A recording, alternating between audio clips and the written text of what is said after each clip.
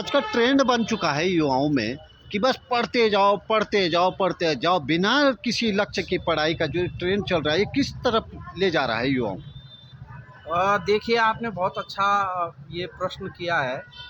आज जो अध्ययन की परिपाटी है, वो थोड़ा-सा पारंपरिक रूप से हट कर के हमें आज के युग के हिसाब से हमें अपनी पढ़ाई निरंतर करनी है। मैं ये नहीं करता हूँ कहता हूँ कि पढ़ाई का मैं विरोध कर रहा हूँ, पढ़ना चाहिए। लेकिन मुझे लगता है जो आधुनिक युग की जो अध्ययन का जो स्तर है,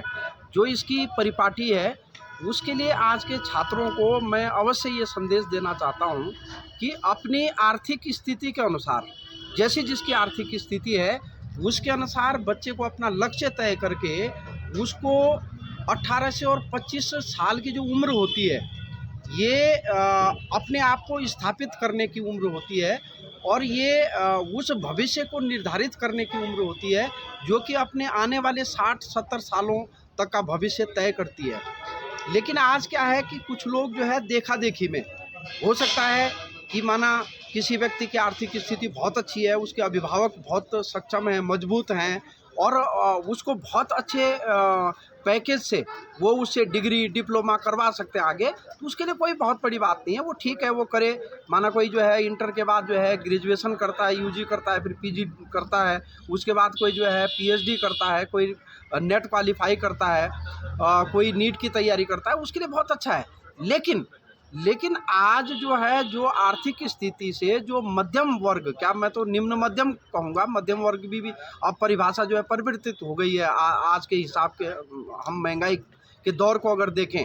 तो शिक्षा इतनी महंगी हो चुकी है कि अगर एक आम किसान, गरीब किसान जो छोटी काश्तकारी पे निर्भर है, जो छोटी दिहाड़ी मजदूरी करके जो है अपने बच्चों को जो वो शिक्षा दिला रहा है, तो उस हिसाब से अगर देखें तो वो व्यक्ति, अगर वो बच्चा जो है बहुत ये कहता है कि मैं आगे की डिग्रियां करूंगा, तो वो क्या है कि मुझे लगता है कि वो अपने जो है जो वो वर्ष होता है, जो एक ऐसा भविष्य निर्धारण करने का जो वक्त होता है, वो उसको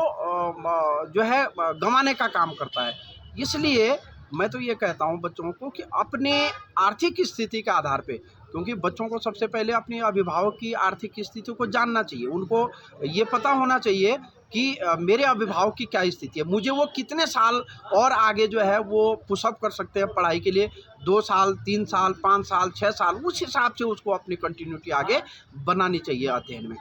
रही बात उसकी, मैंने कहा था अभी 18 से 25 के बीच का जो ये जो समय होता है बच्चों के लिए,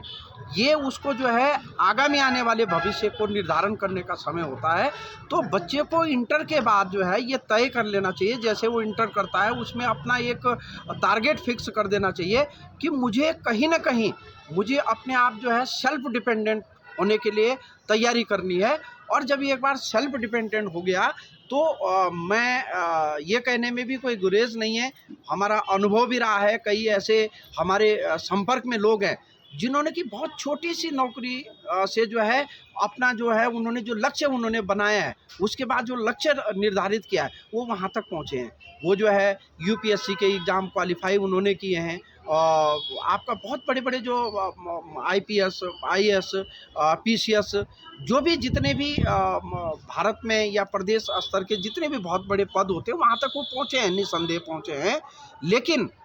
अगर हम पहले ही अपनी आर्थिक स्थिति को जाने बगैर, अगर कोई बच्चा माना इंटर करता है, वो कहता है मैं ग्रेजुएशन करूं, आगे वो जो है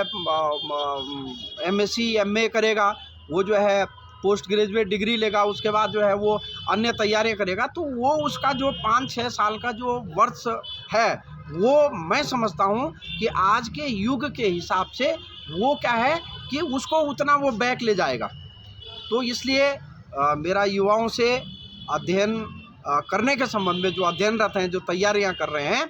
उनसे यही अपील करूंगा या उनको यही संदेश देना चाहूँगा, क्योंकि मैं अनुभव कर चुका हूँ ये सब बातें।